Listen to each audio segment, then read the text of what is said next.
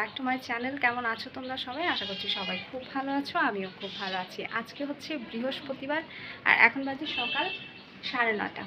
তো আজকে রিধানের পরীক্ষা ছিল, কিন্তু পরীক্ষা হচ্ছে না। ওই যে আমাদের এখানে যে আন্দোলন হচ্ছে, কোটা বিরোধী আন্দোলন, ওই কারণে তো আজকে শাটডাউন ঘোষণা করা হয়েছে। তো ওই জন্য হচ্ছে আজকে সব স্কুল কলেজের পরীক্ষা তো অফ, তো সেই জন্য রিধানেরও পরীক্ষা আজকে অফ ছিল। কিন্তু স্কুল থেকে ফোন দিল যে ওদের কিছু হচ্ছে গিফট ছিল স্কুলে, সেই গিফটগুলো যাতে মানে নিয়ে আসি। তো ওই জন্য গেছিলাম স্কুলে সকালবেলা রেডি হয়ে। এই হচ্ছে অবস্থা। ওদেরকে কী গিফট দিয়েছে সেটাও তোমাদেরকে দেখাই। ওদেরকে গিফট দিয়ে হচ্ছে এটা ম্যারিল সাবান। তো এই যে অনেকগুলো দিয়েছে, মোট 5টা করে দিয়েছে। 5টা করে সাবান দিল। তো এই ছিল রিধানের আজকের জন্য গিফট স্কুল থেকে, মানে কোম্পানি থেকে আর কি। তো এগুলোই হচ্ছে গিয়ে আনতে গেলাম, আর ফুলের মাসির কাছ থেকে ফুল আনলাম। তো এভাবে করে আজকে সকালটাকে শুরু করলাম। আশা করব তোমরা আজকে আমার সাথে সম্পূর্ণ ব্লগটার সাথে থাকবে, দেখতে থাকো আমার আজকের এই ব্লগটা। আশা করব তোমাদের ভালো লাগবে। যারা নতুন দেখছো তারা কিন্তু অবশ্যই সাবস্ক্রাইব করে পাশে থাকবে, আর যারা আমার পুরনো সাবস্ক্রাইবার বন্ধুরা আছো তাদেরকে তো অসংখ্য ধন্যবাদ সব সময়। তো সাথেই থাকো এবং দেখতেই থাকো। আর আমি ঘুম থেকে ওঠার পর থেকে এই মিউ এত পরিমাণের মানে হয়ে গেছে যে শুধু মাও মাও মাও করেই যাচ্ছে। তো যাই হোক, চলো আজকের দিনটা শুরু করি মা লক্ষ্মীর নামে। মা লক্ষ্মীর কৃপায় আজকে ঘরে সকালবেলাতেই গিফট চলে এসছে, মানে আজকের দিনটা এমনিতেই খুব ভালো যাবে। তো এই হচ্ছে ব্যাপার, চলো। এই যে মিউ সকালবেলা ঘুম থেকে ওঠার পর থেকে তার এত সমস্যা, এত বায়না, এত কাছে থাকার প্রবণতা। তো যাই হোক, এই আর কি, তাকে একটুখানি আদর না করে দিলে তার একদমই হবে না। ওই জন্য তাকে একটুখানি আদর করে দিতে হয় প্রতিদিন সকালবেলা এইরকম করে, তাহলে গিয়ে একটুখানি শান্ত থাকবে একটু কিছুক্ষণ। এই আর কি। সঙ্গী খুঁজছে কিন্তু সঙ্গী পাচ্ছে না, আর ওকে আমি সঙ্গী এখন কোথা থেকে এনে দেব?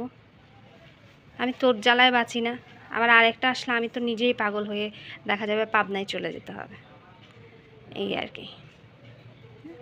কি সুন্দর চুপ করে আছে। ওলে বাবা লে, ওলে বাবা, ওলে বাবা। আর চলে আসলাম এখানে পুজো দিতে। পুজো দেওয়ার জন্য প্রথমে এই যে ফুল, এটা হচ্ছে আমার গাছের ফুল, আর এইগুলো হচ্ছে মাসি থেকে আনা ফুল। ওই যে বললাম নিচে গেছি ফুল এনেছি, অনেকটাই কম ফুল দেয় এখন, এত কম ফুল দেয় কি বলবো, কিছু বলার নেই। আর এদিকে যে বাবাকে নামিয়ে নিয়েছি, আর বিগ্রহের সামনে সব ঠাকুরকে নামিয়ে নিয়ে আসনটাকে, মানে ছোট যেই সিংহাসনটা সেটা মুছে নিয়েছি। আর এখানে যে থাল বাটি ঘট আছে সব কিছু ধুয়ে মেজে একদম ক্লিন করে নিয়েছি। মোটামুটি এখন আমার সব কিছু ক্লিন করা আছে, এখন শুধু ঠাকুরকে স্নান করানোর পালা। আর এই যে এখানে আমি মোটামুটি ফুল, বেলপাতা, দূর্বা, তারপর হচ্ছে সাদা ফুল, হলুদ ফুল, গাঁদা ফুল সব আলাদা আলাদা করে রেখে দিয়েছি। আর এখানে এই অল্প কটা ফুল দিয়ে আসলে পুজোটা দিয়ে নিতে হবে। এই কি বলবো, বৃহস্পতিবার দিন বা সোমবার দিন একটু করে যদি বেশি ফুল না হয় একদম না ভালো লাগে না। একটুখানি বেশি ফুল দিয়ে যে ঠাকুরকে সাজাবো তারও এখন কোনো মানে উপায় নেই, এতটা কম ফুল দেয়।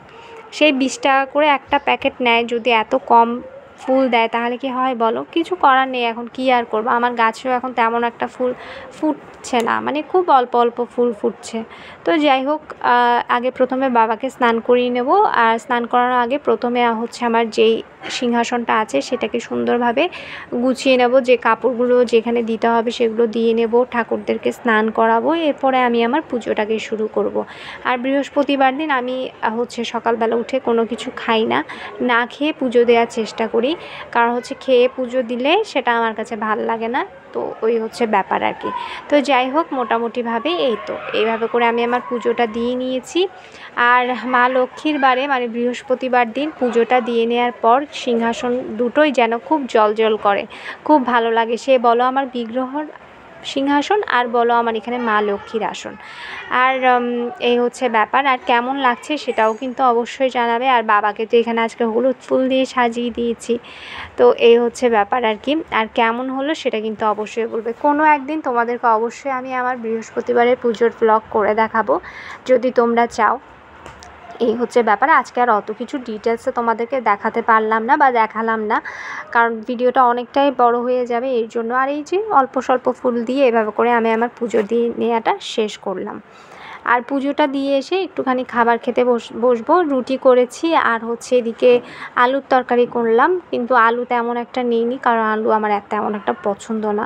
তো যাই হোক একটুখানি ঝোল নিয়েছি আর 1 পিস আলু নিলাম, তাও ভাঙাচোরা। আর এরপরে খেয়ে দিয়ে চলে যাব রান্না করতে। আর আজকের রান্নার মেনুতে আছে পাট শাক, মানে পাট শাক দিয়ে একটুখানি ডাল দিয়ে করেছি। এখানে আছে চিংড়ি শুটকি দিয়ে, হচ্ছে মিষ্টি কুমড়া দিয়ে, আর এখানে আছে ডিম। তো ডিমটা একেবারে রাত্রের জন্য সহ রান্না করে ফেলেছি। তো এই ছিল আমার আজকের লাঞ্চ মেনু। আর ওদিকে ভাতটা এখনও মানে বসিয়ে দিয়েছি, কুকারে এখনও হচ্ছে। আর এখন সময় কিন্তু প্রায় 2:30টার মতো। ভাতটা হয়ে গেলে খেয়ে দিয়ে দুপুরের লাঞ্চ মেনু শেষ করব। সকালবেলাতেই এই ডালগুলো ভিজাতে দিয়ে রেখেছিলাম, তো বিকেলবেলা এগুলোকে কিছু একটা করব। আর এই যে এটাকে এখন হচ্ছে গিয়ে আগে সিদ্ধ করতে দেবো, প্রেশার কুকারে দিয়ে দেবো, তাহলে চট জলদি সিদ্ধ হয়ে যাবে। আর মোটামুটি আমি এটা সেই সকাল থেকে ভিজিয়ে রেখেছিলাম। তো চলো আগে সিদ্ধতে তুলে দিই।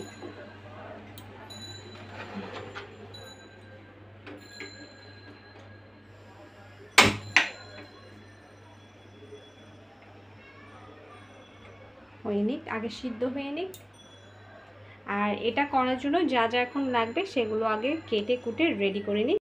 আর এই যে তৈরি করে ফেলেছি আমি আমার সবথেকে ফেভারিট চটপটি। চটপটি খেতে আমার বেশ ভালো লাগে, তবে খুব একটা খাই না। তবে আজকে যেহেতু খেতে ইচ্ছে করছিল তাই সকালবেলাতেই সব কিছু প্রিপেয়ার করে রেখেছিলাম, মানে বুটটাকে ভিজেতে দিয়ে রেখেছিলাম। তো যাই হোক ওদিকে তো মোটামুটি হয়ে গেছে। এখানে আমি টক বানিয়ে রেখেছি, সাথে হচ্ছে শসা, পেঁয়াজ আর কাঁচামরিচ। কাঁচামরিচ একদম কম ছিল তাই শুধু দুটো ছিল, ওই দুটোকেই মানে করে নিয়েছি।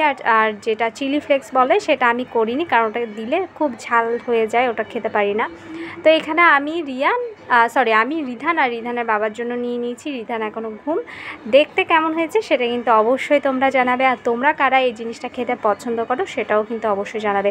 আর আমি হচ্ছে গিয়ে যে মানে ওটা একটু শুকিয়ে ফেলেছি, একটু ভেজা থাকলে ভালো লাগতো, তাও নট ব্যাড, ঠিক আছে।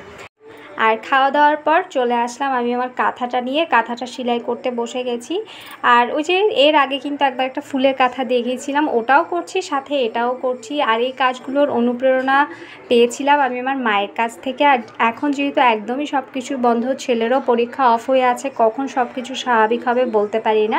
তাই এই সময় একটু আমার নিজের হাতের কাজগুলো করে নিজের মনটাকে একটু শান্ত রাখার চেষ্টা করছি, এই হচ্ছে ব্যাপার।